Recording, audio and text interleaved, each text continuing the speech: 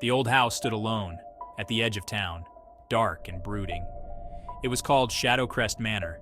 The Miller family arrived on a cloudy afternoon, excitement mixed with unease. This was their new home. 11-year-old Emma felt a shiver.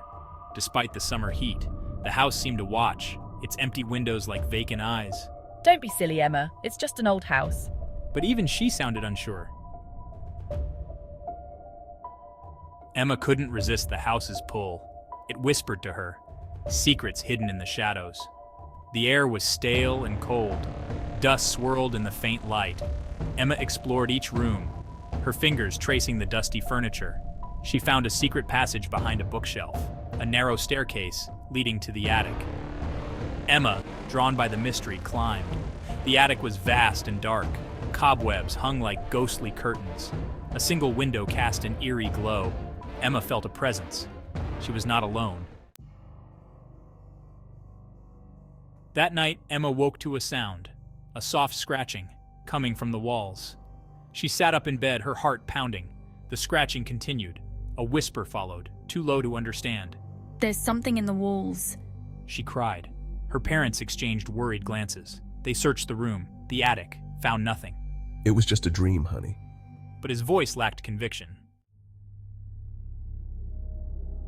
The scratching became a nightly occurrence, growing louder, more insistent with each passing night. The whispers turned to moans, echoing through the halls. Full of sadness and longing, lights flickered, objects moved on their own. The family dog, Buster, whined and refused to enter certain rooms, sensing danger. Fear became a constant companion for everyone. Emma's parents tried to remain calm and composed, but their faces betrayed their growing terror and anxiety. Something was terribly wrong in Shadowcrest Manor, and they all felt it. One evening, while Emma ate dinner, a painting fell from the wall, shattering on the floor. Gasp, oh my gosh. Behind it, a hole gaped in the wall, revealing a hidden compartment.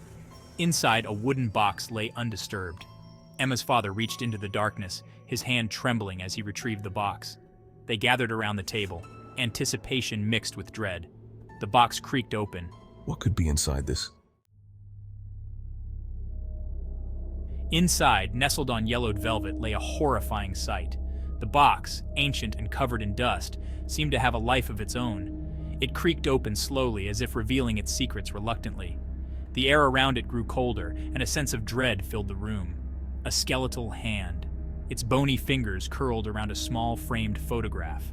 The hand, though lifeless, seemed to clutch the photo with a purpose, as if guarding it. The photograph itself was old. The edges frayed and the image faded, but the figure in it was unmistakable. Whispers. No, it can't be. This can't be real. How is this possible? The fear in their voice was palpable, echoing the terror that gripped their heart. Emma's breath caught in her throat. The photo was partially obscured, but she recognized the figure in it. It was her. The realization hit her like a ton of bricks. She remembered the day vividly, the day the photo was taken. It was a day filled with joy, now tainted by this macabre discovery. Taken just days before they moved, a wave of icy fear washed over them. The memories of that time came flooding back, now intertwined with a sense of foreboding. The house they had left behind, the strange occurrences they had dismissed, all seemed to make sense now. The scratching in the walls reached a fever pitch. The whispers turned to screams. The house seemed to come alive with a malevolent energy, the walls reverberating with the sounds of the past. It was as if the house itself was trying to communicate, to warn them of the danger that lurked within. They were not alone. The Watcher had revealed itself. A shadowy figure emerged from the darkness, its presence overwhelming. The air grew thick with tension, and the temperature dropped even further. The Watcher, a being of pure malevolence, had been observing them all along. We have to do something, now. We can't just stand here. We need to find a way to stop this. The urgency in their voice was clear, a desperate plea for action. The time for fear had passed. Now was the time for courage and resolve.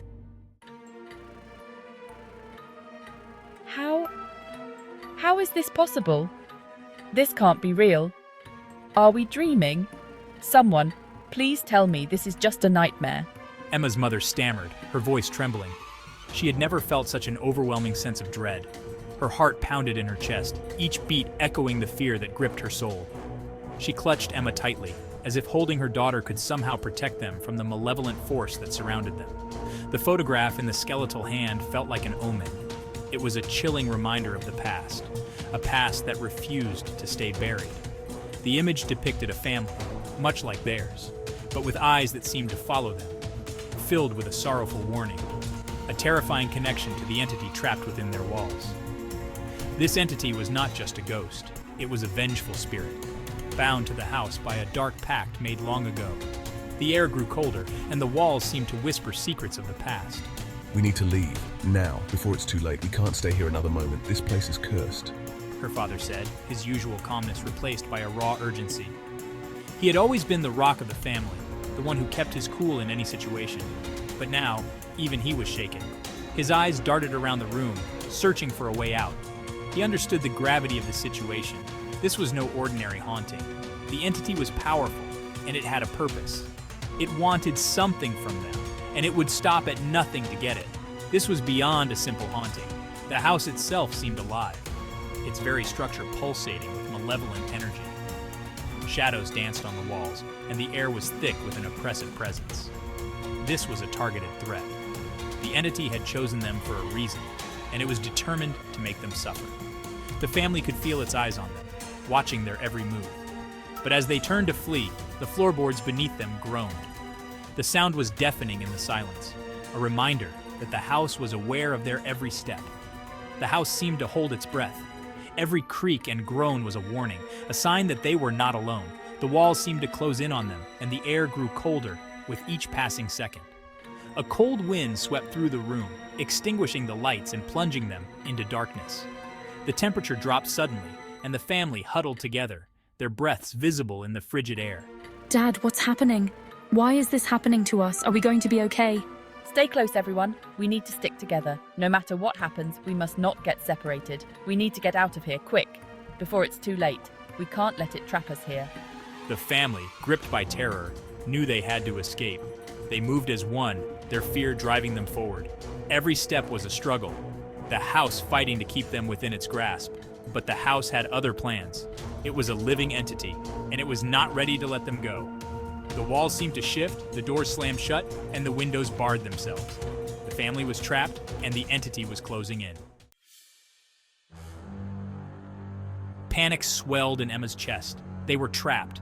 The scratching in the walls intensified, circling them like a predator stalking its prey. The temperature plummeted, each breath frosting in the air. The photograph, it's connected to us. She could sense the presence of the Watcher, its unseen eyes fixed upon them. The skeletal hand, still clutching her image, felt like a symbol of their impending doom. The scratching abruptly stopped. A heavy silence descended, thick and suffocating. It was in this silence that Emma heard it, a faint humming emanating from the walls. What is that? Emma placed her ear against the wall, the vibrations tickling her skin. It wasn't just a sound, it was a voice, and it was desperately trying to communicate. Narrator. As Emma listened to the humming, she realized it was a melody. It was faint at first, almost like a whisper carried by the wind, but it grew clearer with each passing moment.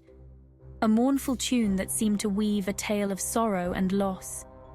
The notes were haunting, filled with a deep sense of longing, as if the very walls of the house were crying out in pain. And as she listened, she understood. The melody was not just a random tune. It was a message, a plea for help from the past. The Watcher, the mysterious presence that had been following them, was trying to communicate.